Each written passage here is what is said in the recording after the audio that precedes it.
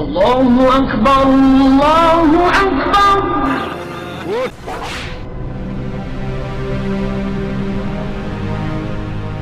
حضرت بلال حبشی رضی اللہ تعالیٰ عنہ مشہور صحابی ہیں جو مسجد نبوی کے ہمیشہ موذن رہے۔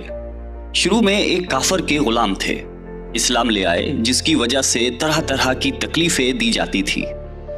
امیہ بن خلف جو مسلمانوں کا سخت دشمن تھا، ان کو سخت گرمی میں دوپہر کے وقت تپتی ہوئی ریت پر سیدھا لٹا کر ان کے سینے پر پتھر کی بڑی چٹان رکھ دیتا تھا۔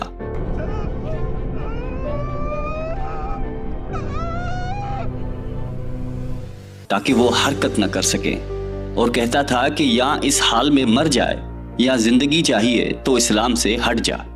مگر وہ اس حالت میں بھی احد کہتے تھے، یعنی معبود ایک ہی ہے۔ رات کو زنجیروں میں باندھ کر کوڑے لگائے جاتے اور اگلے دن ان زخموں کو گرم زمین پر ڈال کر اور زیادہ زخمی کیا جاتا تاکہ بے قرار ہو کر اسلام سے پھر جائے یا تڑپ تڑپ کر مر جائے۔ عذاب دینے والے اکتا جاتے، کبھی ابو جہل کا نمبر آتا، کبھی امیہ بن خلف کا۔ ہر شخص اس کی کوشش کرتا تھا کہ تکلیف دینے میں زور ختم کر دے۔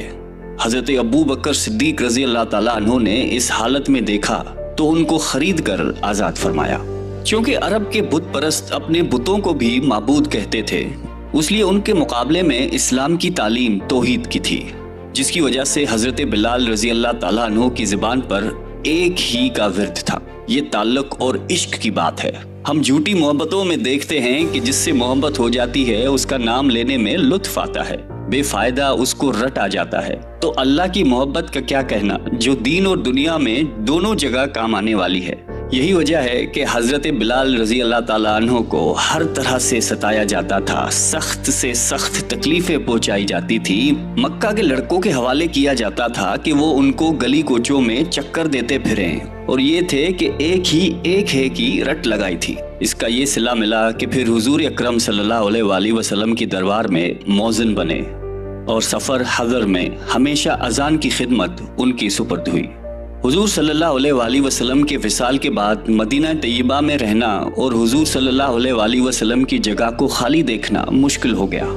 اس لیے ارادہ کیا کہ اپنی زندگی کے جتنے دن ہیں جہاد میں گزار دوں۔ اس لیے جہاد میں شرکت کی نیت سے چل دیے۔ ایک عرصے تک مدینہ منورہ لوٹ کر نہیں آئے۔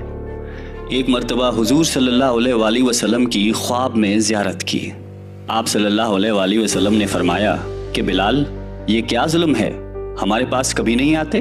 تو آنکھ کھلنے پر مدینہ طیبہ حاضر ہو گئے۔ حضرت حسن رضی اللہ تعالیٰ عنہ اور حسین رضی اللہ تعالیٰ عنہ نے اذان کی فرمائش کی۔ لاڈلوں کی فرمائش ایسی نہیں تھی کہ انکار کی گنجائش ہوتی۔ اشہد ان لا